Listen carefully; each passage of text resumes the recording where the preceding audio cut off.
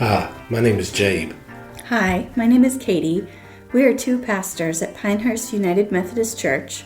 Welcome to the Really Real podcast. Thank you for joining us as we talk about and ponder things that matter.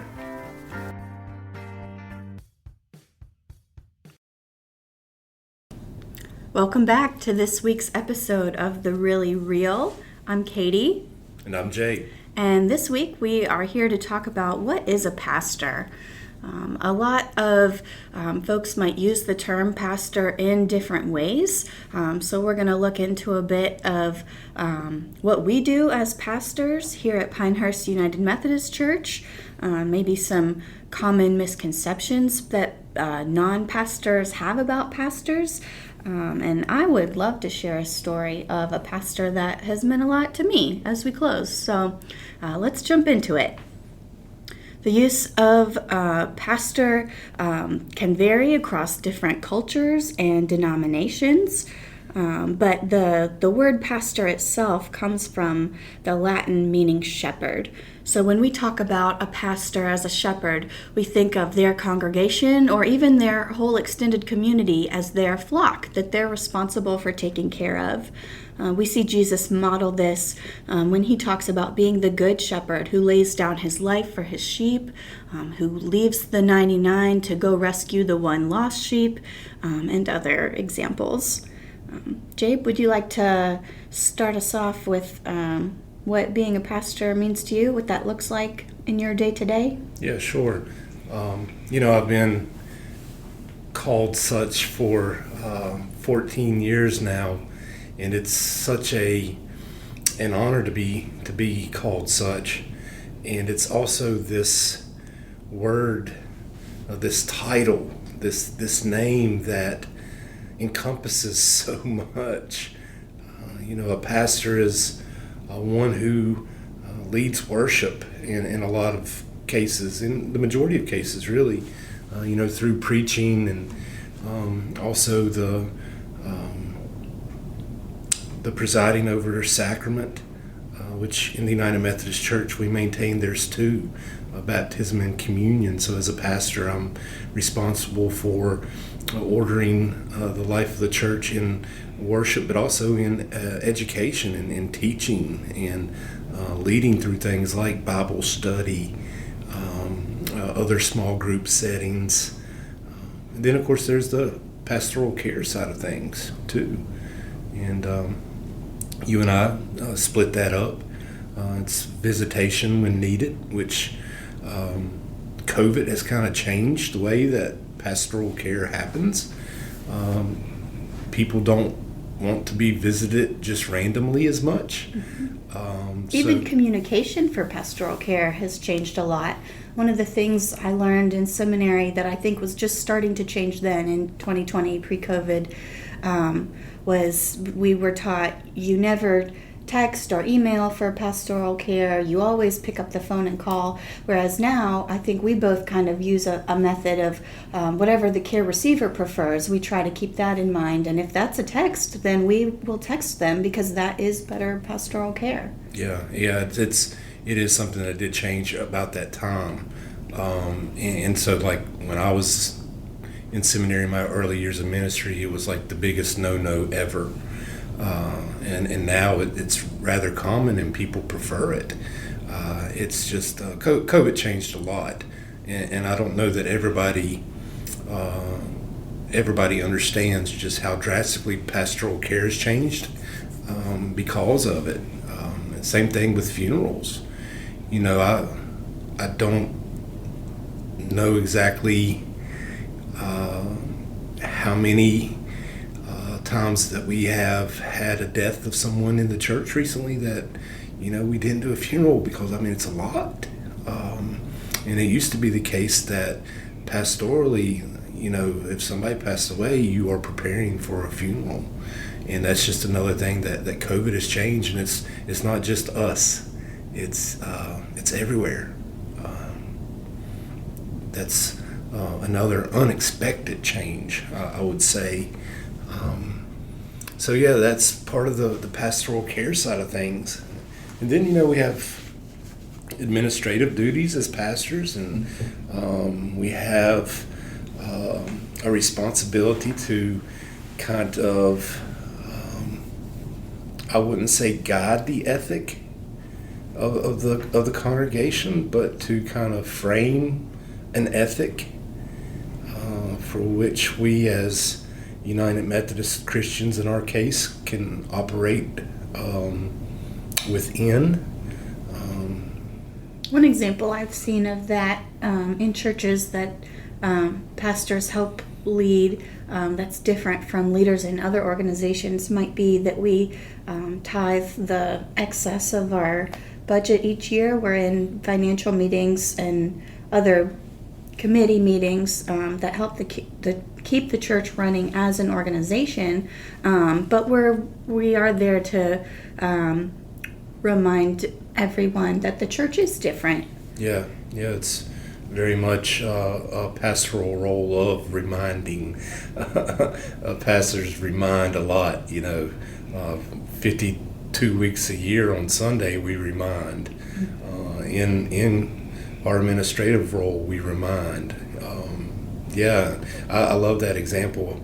Bruce Stanley, who you know through an internship, who actually played a big part in your being here, is getting ready to retire as the director of the Methodist Home for Children. And the last couple of years we've tithed our budget overage, and the home has been one of the recipients of that both years. And both times when I saw Bruce following that, he said, thank your church for modeling what it looks like to do things the right way. And that's just a testament to the quality of PUMC and its people. Absolutely. Yeah. And then there's also the notion of pastor that goes beyond the church itself. And I experienced this a lot in my previous appointment in Faison, where I took seriously the role of pastor of the community, not just the church. And so that may look like a food program through the school system. It may look like the building of a soccer field for the town's recreation. It would look like going to board meetings, town board meetings, and speaking on things that matter from a pastoral perspective. It meant giving of time in the community, just things like running a scoreboard at a basketball game for 5-year-olds on a Saturday morning. That's what pastor is too. Yeah.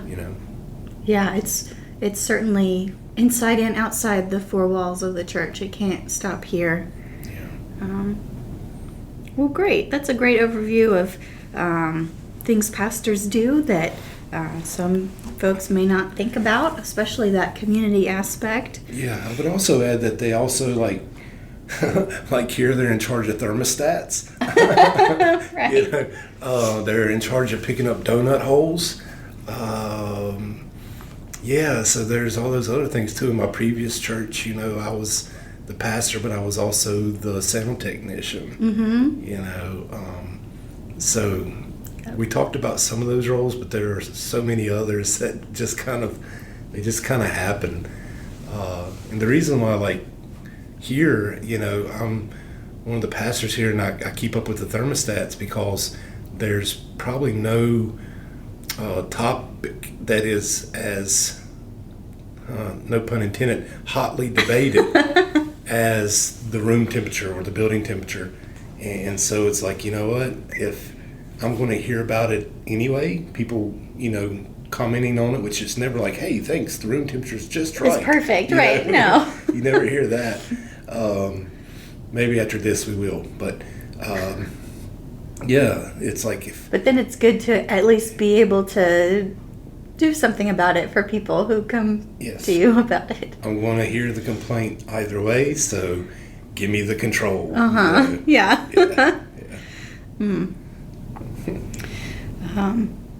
You have a great example of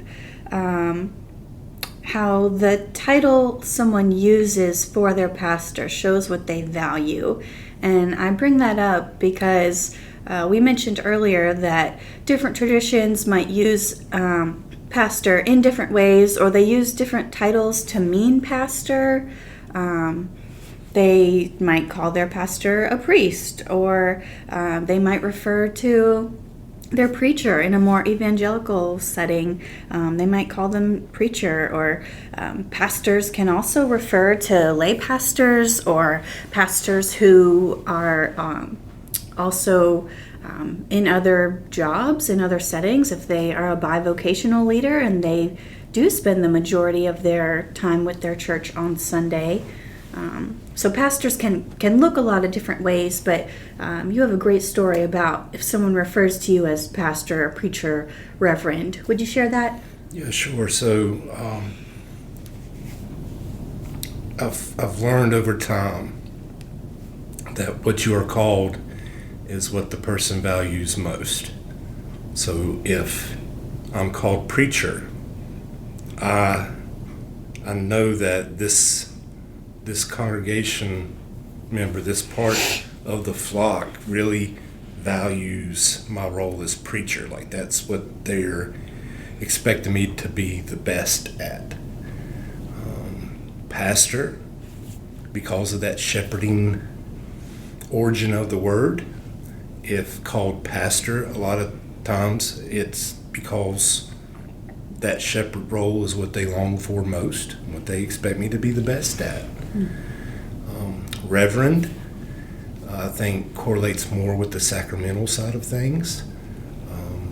The administrative side of things, and the educational part of it, I would say. Not so much the teaching side of things, but the fact that I have an education and they value that education.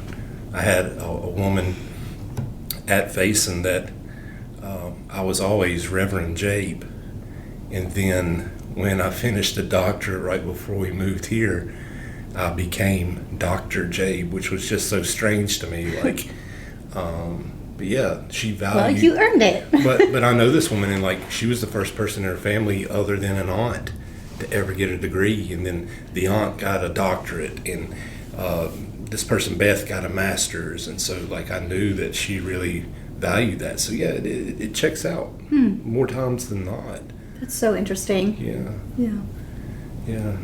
I do think that around here, pastor is the more common term, and perhaps because that's not just part of the culture, that's how we identify ourselves.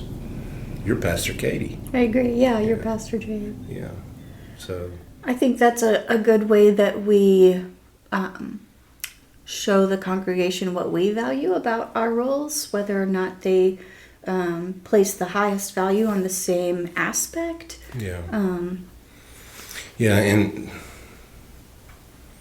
pastor also, I think, is more all encompassing, as opposed, which reverend can too, but reverend's just very formal. It is. But preacher's my favorite. Oh, really? Oh, yeah. Yeah. Do you have a favorite? Probably pastor. Yeah. Or reverend, only because I recently acquired that, so it's still got some novelty to it. Yeah. But I would never demand a congregation call me reverend. Yeah.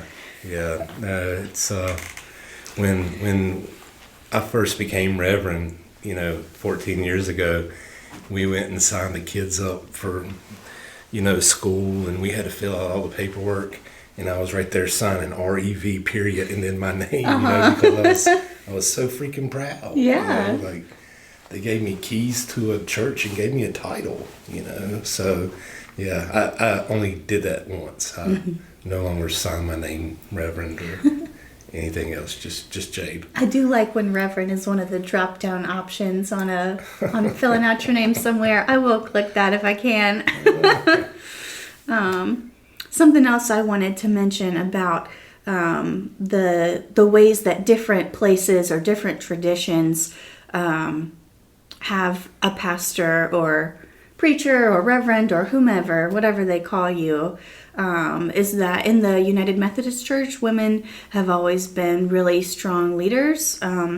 John Wesley was really formed by his mother's faith, and she was leading house churches even when her husband, the real preacher in the family, told her to stop. And she said, "No, thank you. I'm going to keep doing ministry in my own way." And there are still some denominations that will not allow women to lead or to serve, even if it's anything beyond a children's Sunday school class. And I just really appreciate that women are valued in the way that Jesus and Paul and our other faith leaders have valued women. I think that is really important and something I appreciate about our tradition. Yeah, I do too. Like the last 3 pastors that I had prior to the one who helped me start the process for becoming one were all women. Great. So when I came into the process for ordination, and you have the questions about in interviews and such, how do you feel about being led by a woman? I was like, I have been ever since I've started going to church, which is really cool. So I'm proud to be United Methodist for that reason. There are churches of significant size not too far from here who have all male leadership, and it's just like, whoa, you're missing some things here. You're missing some biblical things here. There's plenty of examples of women leading pastorally, administratively throughout the scripture. So, yeah. And I think that goes for a lot of intersections of diversity that we could name, not just gender. Oh, absolutely. Yeah.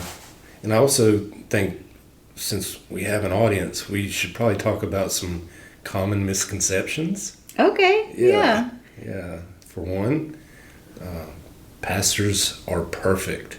Yeah. Gotta love being up on that pedestal. Yeah. Get that pedestal out from underneath my feet. Yeah.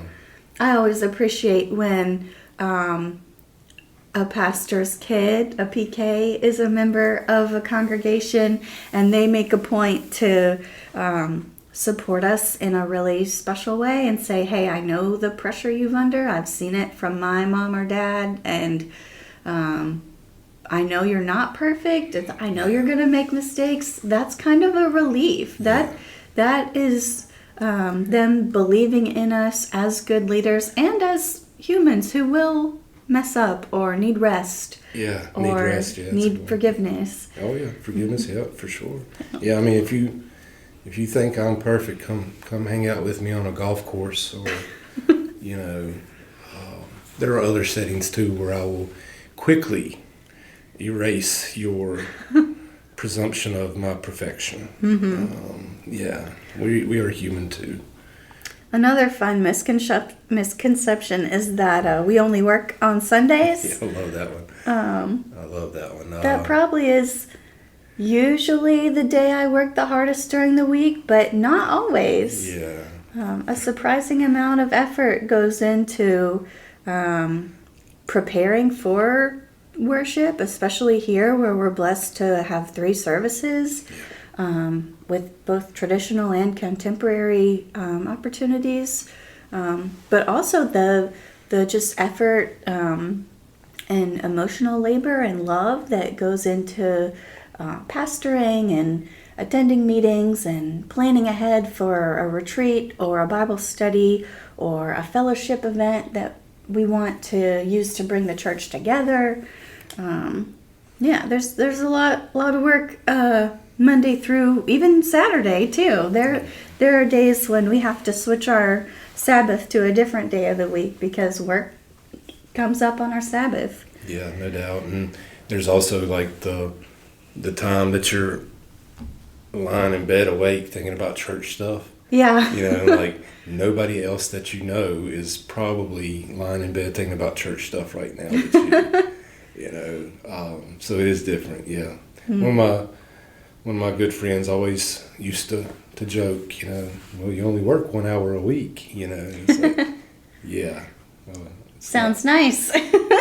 It's not that. Yeah.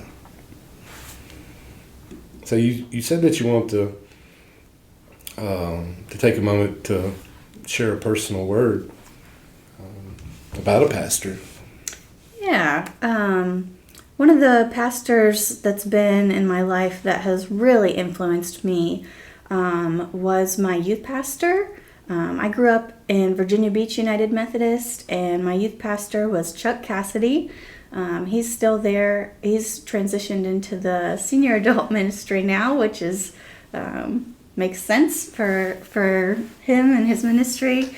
But I was going into 6th grade when he became our youth pastor, so it was we kind of started in that youth group together, and he just always encouraged me to ask questions. He supported me through things I struggled with as a teenager, from disordered eating to self-harm to family struggles.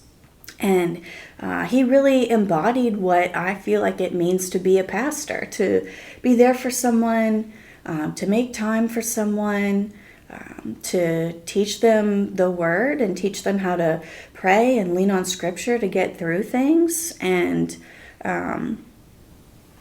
Chuck is a great pastor still, so I wanted to give him a shout out as we talk about what is a pastor today. Chuck Cassidy is a pastor. That's awesome. Yeah. I love it. Yeah. Do you have a pastor that's meant a lot to you or inspired you? It's my story's different because of, the lack of church going for most of my life. As I said, I had those 3 female leaders who I knew, and they knew me, but we really didn't have a deeper, meaningful relationship because I wasn't around. And then the last pastor, I was around him for a couple years, but again, it wasn't long after I came back into the church that I felt called to ministry in a set-apart way as a pastor. And so the ones who have had the greatest impact on me have been colleagues. A lot of people that I went to school with, seeing the way in which they go about it, and it inspires me to be the best version of a pastor that I can be, by their example, by their witness, by the ways in which they do transformative work in communities and within congregations. It's just it's great to see other leaders who care. And when I say care, I'm not just talking about pastoral care. I'm saying they care about doing a good job. Because look, a pastoral call is a vocation as well. So I like seeing my colleagues trying to do the very best they can. That inspires me. Absolutely. Yeah, I feel the same way about a lot of our colleagues. And you in particular. You inspire me to be a better pastor all the time. And as we wrap up, we want to encourage you listeners to reflect on who are the pastors in your life. How do they serve inside or outside the church? How are you a pastor to someone in your community, maybe in an unexpected way? Let us know what you think about that, and we will see you back here next week. Thank you for listening. Make sure to subscribe if you haven't already. To learn more about us and Pinehurst United Methodist Church, please visit our website, pinehurstumc.org.